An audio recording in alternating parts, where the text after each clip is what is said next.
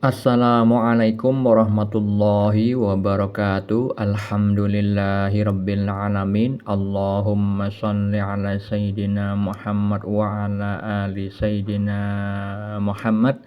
Kali ini saya bagikan kisah nyata bagaimana seorang ma'rifatullah itu ketika makan lalu dihampiri seekor kucing, yang mana hikmahnya adalah Anda nanti mengetahui bagaimana perbedaan antara orang awam dengan orang yang sudah mendapat kedudukan makrifat di sisi Allah itu ketika menghadapi ujian didatangkannya kucing kepada dirinya di saat makan. Sebelum saya ceritakan tentang kisah nyata yang terkait dengan tema yang saya angkat sekarang ini, perlu diketahui sebelumnya istilah makrifat itu adalah dari Allah Subhanahu wa taala yang diberikan kepada para wali Allah. Seperti salah satunya dalam kitab Al-Mawaqif wal Mukhatabat, kitabnya wali yang bernama Asy-Syaikh Muhammad bin Abdul Jabbar An-Nafri. Banyak sekali, puluhan kalimat tentang makrifat dan ratusan terkait dengan ilmu ma'rifatullah di dalam kitab tersebut, walaupun tidak ada penjabaran yang secara mendetail berkaitan dengan ayat Al-Quran dan As-Sunnah, namun saya diberi kemampuan untuk bisa menjabarkannya. Nah, sedangkan orang ma'rifatullah itu di dalam Al-Quran adalah berkaitan dengan orang yang bertakwa, di mana orang bertakwa itu sisi lahir dan batinnya mengikuti perintah Allah, menjauhi larangan Allah, maka dia akan mendapat pengajaran dari Allah Subhanahu wa taala secara langsung, seperti yang terjadi kepada Nabi Yakub alaihissalam yang Allah firmankan di dalam surat Yusuf ayat 86. Pada firman Allah pada surat Yusuf di kalimat terakhir, Allah taala berfirman, "Dan aku mengetahui dari Allah apa yang kamu tiada mengetahuinya." Jadi orang yang ma'rifatullah itu orang yang sudah memahami ilmu syariat, yaitu tentang bab yang halal dan yang haram yang sumbernya di dalam Al-Quran dan As-Sunnah, dan setelah memahami ilmu syariat lalu bertarekat. Bertarekat itu artinya mengamalkan tata cara, mengamalkan ilmu syariat di dalam menjalani kehidupan. Karena Allah Subhanahu wa taala berfirman di dalam surat Az-Zariyat, kita ini diciptakan untuk beribadah kepadanya. Nah, untuk beribadah itu harus mengikuti panduan syariat Al-Quran dan As-Sunnah.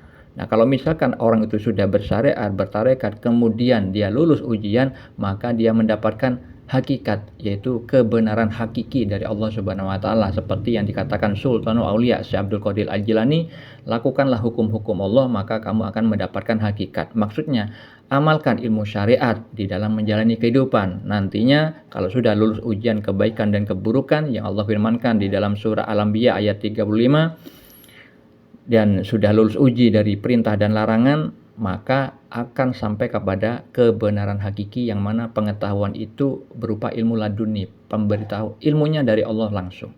Kebenaran hakiki, bukan lewat perantara orang-orang ustadz, bukan. Dan ini hanya dimiliki para wali, minimal para kekasih Allah, wali Allah, nabi Allah, rasul Allah, bukan orang durhaka, bukan orang yang hanya bicara tentang ilmu ma'rifat kesana kemari tapi tidak bisa menyertakan hujah dan tidak bisa memberikan contohnya di dalam kehidupan, yang hanya berteori belaka. Sedangkan di dalam Al-Quran surat Al-Baqarah ayat 282, Allah Ta'ala berfirman, "Dan bertakwalah kepada Allah, Allah memberikan pengajaran kepadamu, dan Allah maha mengetahui segala sesuatu." Nah, di kalimat ini diberikan pengajaran oleh Allah, dan Allah maha mengetahui segala sesuatu. Pengetahuannya itu maha, tidak ada yang melebihi pengetahuan Allah. Begitu juga orang yang diberikan musyahadah, makom ihsan. Ada orang ma'rifatullah di level hakikat itu ada dua, yaitu yang merasa muraqabah, merasa diawasi, dan yang paling tinggi adalah sudah menyaksikan, ya, memiliki samudera penyaksian yang disebut musyahadah. Allah menyebutkan kalimat musyahadah kepada Sultanul Aulia Syekh Abdul Qadir Al-Jilani dalam kitab Risalah Al-Ghausiyah. Musyahadah itu adalah penyaksian dengan kekuasaan Allah. Kalau misalkan di dalam hadis tentang wali itu disebutkan aku yang dijadikan mata ketika dia melihat dengannya. Nah, itu adalah penyaksian, melihat dengan af'al Allah, dengan perbuatan Allah, dengan kekuasaan Allah, yang mana orang yang sudah musyahadah ilmunya luas seperti samudera, makanya dinyatakan samudera penyaksian atau yang disebut istilah musyahadah. Nah, sekarang kalau sudah mengerti ma'rifatullah, ringkasnya seperti itu, bahwa orang yang bertakwa lahir dan batin mengikuti Al-Quran dan As-Sunnah sehingga mendapatkan kedudukan makom ihsan kalau disebutkan di dalam hadis riwayat Muslim, yang mana Nabi Muhammad di saat itu ditanya oleh malaikat Jibril alaihissalam tentang ihsan, maka beliau bersabda, engkau beribadah kepada Allah seakan-akan engkau melihatnya. Jika engkau tidak melihatnya, sesungguhnya dia pasti melihatmu. Nah, itulah makom ihsan. Ada dua yang hanya mampu merasa muraqabah, merasa diawasi Allah, ya, merasa diawasi Allah, sedangkan yang paling tinggi adalah menyaksikan dengan mata hati. Nah, ini terkait dengan ayat Allah tentang orang yang buta hati. Maka kebalikan dari itu adalah orang yang sudah musyahadah, yang bisa memandang dengan mata hati.